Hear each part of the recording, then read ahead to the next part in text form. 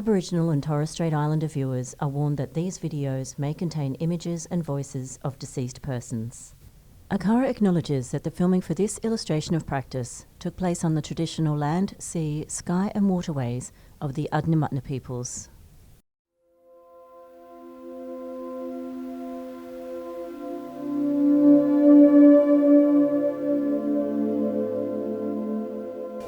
So with the elders, there's only 3 of them left up around this way, and it's best to get them involved.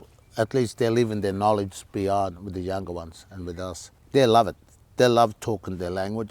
They love sharing it with the kids, teaching the kids. And even while I'm there, I'm actually still learning myself from Mum and Auntie Linda, you know. I came in to help out with that Eula's story, right, in our language. I reckon that, those Yuriakati should very pleased to get learned Angawala, because a lot of them don't know. Like for my grandsons, I had them out there going to school in Pamela.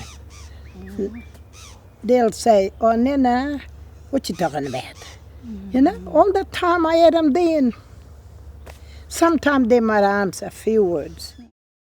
Originally there was a number of Aboriginal parents that were meeting fairly informally, but we actually developed it into a committee called the Adnyamathanha Language and Culture Committee, and they meet fairly regularly and really have a lot of input in terms of what things they see as important. And that we started at the beginning saying, what do you want your kids to learn?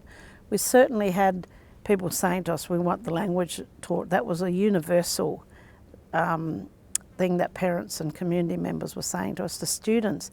I remember bringing in a group from Nepabunna one day in the school car, and they were saying, why are we learning another language, which at that stage they were, when we don't know our own? We want to be learning our own language. And so it really came from the community. They certainly have said that they really want the Mura to be central, and so we are following that in terms of the kinds of lessons that we're doing, and the topics when we're planning those themes.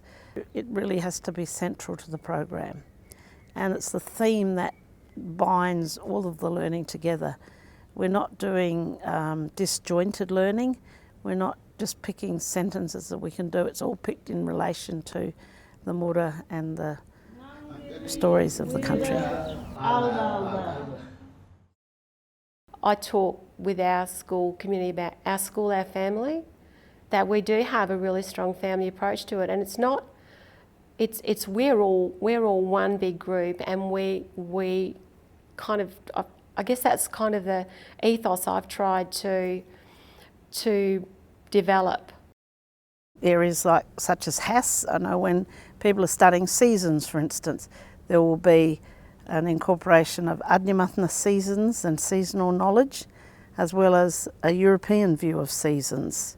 If there's a study of landscapes, we will include the Eura understandings of landscape, and so that's an incorporation into the curriculum. So it varies, I would say, from class to class, but certainly teachers are trying to incorporate word walls and words and concepts, and particularly cultural knowledge. I think that's probably the strongest aspect, is that they are incorporating cultural knowledge into their programs, even if it's not as much language.